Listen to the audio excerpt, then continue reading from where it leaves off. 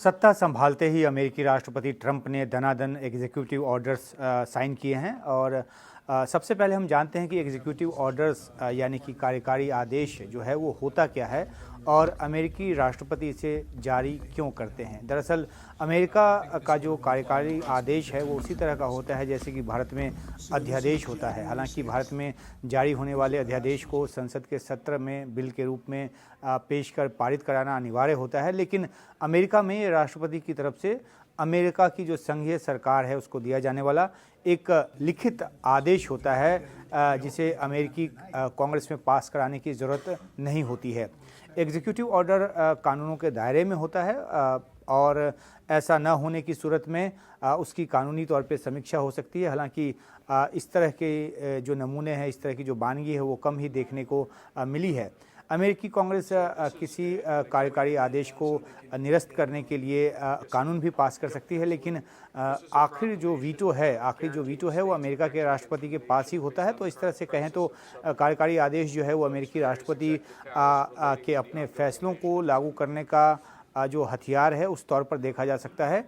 जो राष्ट्रपति बनने से पहले ट्रंप ने वादे किए थे और जिन नीतियों पर चलने की उन्होंने बात की थी उनको लागू करने के लिए ही उन्होंने धड़ाधड़ जो कार्यकारी आदेश हैं वो जारी किए हैं। पहले से ही कहा जा रहा था कि वे राष्ट्रपति बनने के पहले ही दिन करीब 200 कार्यकारी आदेशों पर दस्तखत करेंगे। तो एक नज़र डालते हैं कि राष्ट्रपति ट्रंप की तरफ से जो प्रमुख कार्यकारी आदेशों को जारी किया गया है वो क्या हैं और उसका क्या असर जो है वो हो सकता है।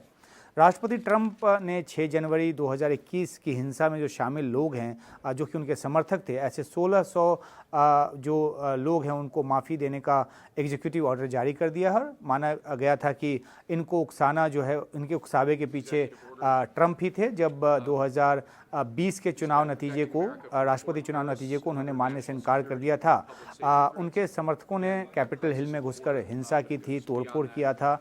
अब ट्रंप ने राष्ट्रपति बनने के बाद उनको माफ़ी दे दी है, तो एक तरह से अपने समर्थकों के लिए उनका एक उपहार है ये। इमिग्रेशन जिसे कि चुनाव के दौरान एक बड़ा मुद्दा बनाया गया था ट्रंप की तरफ से, उससे जुड़े कई सारे आदेश जो हैं वो जारी किए गए हैं। मेक्सिको बॉर्डर पर नेशनल इमरजेंसी की घोषणा कर दी गई है और वहाँ अवैध इमिग्रेशन को रोकने के लिए सेना तैनाती के जो आदेश हैं वो दिए गए हैं। ट्रंप ने एक ऑर्डर के ज़रिए उस व्यवस्था को भी ख़त्म कर दिया है जिसमें अमेरिका में पैदा होने वाला जो होता है वो खुद ब खुद अमेरिकी नागरिक बन जाता है, तो वो अब नहीं होगा।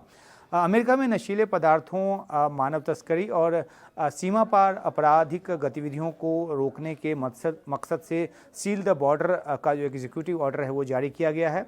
ड्रग माफियाओं और उनके जो दल होते हैं, गुट होते हैं, उनको अंतर्राष्ट्रीय आतंकवादी संगठन घोषित कर दिया गया है। यानी कि अब जो ड्रग कार्टल्स हैं वो उसी तरह से ट्रीट किए जाएंगे जैसे अलकायदा या आईसिस जैसे जो आतंकी संगठन हैं उनको जैसे ट्रीट किया जाता है। एक मेक्सिको सीमा पर दीवार की बात करें तो उसको फिर से शुरू करने का कार्यकारी आदेश जारी किया गया है। ट्रंप ने पहले कार्यकाल में कार्यकारी आदेश के ज़रिए ही इसे बनाना शुरू किया था जो कि इनकम्प्लीट था, अब उसे पूरा किया जाएगा। रिमेन इन मेक्सिको को फिर से लागू किया गया है। ये टर्म जो है वो ट्रंप ने अपने पहले कार्यकाल में भी लागू किया था और इसके तहत 70,000 गैर मैक्सिकन शरणार्थी को आवेदन की सुनवाई पूरा होने तक मेक्सिको में ही रहना सुनिश्चित किया गया था। तो इस नीति को फिर से लागू किया गया है। क्यूबा, हैती, इसके अलावा निकारागुआ, वेनेजुएला, इसके 30,000 अप्रवासियों को बाइडेन को जो एक स्पॉन्सरशिप मिलता था उस फैसले को बदल दिया गया है। बाइडेन एडमिनिस्ट्रेशन का वो फैसला था। जो अमेरिका में रहने वाले अवैध अप्रवासियों को पकड़कर सीधे देश से निकालने का भी आदेश जो है, जो कार्यकारी आदेश है वो जारी किया गया है। जिन कार्यकारी आदेशों की सबसे अधिक चर्चा है उनमें गल्फ ऑफ मेक्सिको का नाम बदलकर गल्फ ऑफ अमेरिका जो है वो किया जाना शामिल है। अपने इनॉग्रेशन भाषण में ट्रंप ने ये भी बोला कि सुएज कैनाल को उन्होंने चीन को नहीं दिया, अमेरिका ने चीन को नहीं दिया है और अमेरिका इसे वापस ले रहा है।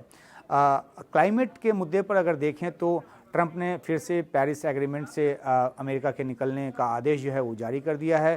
पहले टर्म में 2017 में भी उन्होंने ऐसा किया था, लेकिन जो बाइडेन राष्ट्रपति बनने के बाद उन्होंने पेरिस एग्रीमेंट को फिर से ज्वाइन कर लिया था और अब ट्रंप फिर से पेरिस एग्रीमेंट से उन्होंने अमेरिका को निकाल लिया है। इसके लिए उन्होंने एक आदेश जारी किया है। We will drill baby drill वायदे को पूरा करने के लिए उन्होंने पिछले राष्ट्रपति बाइडेन के फैसले को पलट दिया है। अमेरिका में तेल के लिए ड्रिलिंग आदि का आदेश दे दिया है। इसके जरिए वे अमेरिका को एनर्जी के मामले में पूरी तरह से आत्मनिर्भर करना चाहते हैं। इकोनॉमी के मद्देनज़र देखें तो रहन सहन के खर्च को कम करने के लिए भी कई कार्यकारी आदेश जारी किए गए हैं और इसके तहत हाउसिंग, हेल्थ केयर, किराना और जो एसेंशियल गुड्स हैं उनकी कीमतों को काबू में रखने को कहा गया है। इसकी व्यवस्था जो है वो करने को कहा गया है। जेंडर के मुद्दे पर भी एक अहम कार्यकारी आदेश जो है वो जारी हुआ है और ट्रांसजेंडर यानी कि किन्नर की जो मान्यता है वो ख़त्म कर दी गई है। अब अमेरिका में सिर्फ 2 लिंग को मान्यता होगी, महिला और पुरुष। इस एग्जीक्यूटिव ऑर्डर के अलावा सरकारी खर्चों में कटौती आदि से जुड़े जो आदेश हैं वो भी जारी किए गए हैं और इन आदेशों के ज़रिए राष्ट्रपति ट्रंप ने वो खाका पेश किया है जिसके तहत वे अमेरिका को रूल करने जा रहे हैं और दुनिया को अपना दबदबा दिखाने जा रहे हैं। और हालांकि इसके दूरगामी नतीजे क्या होंगे उसके लिए हमें थोड़ा इंतज़ार करना होगा।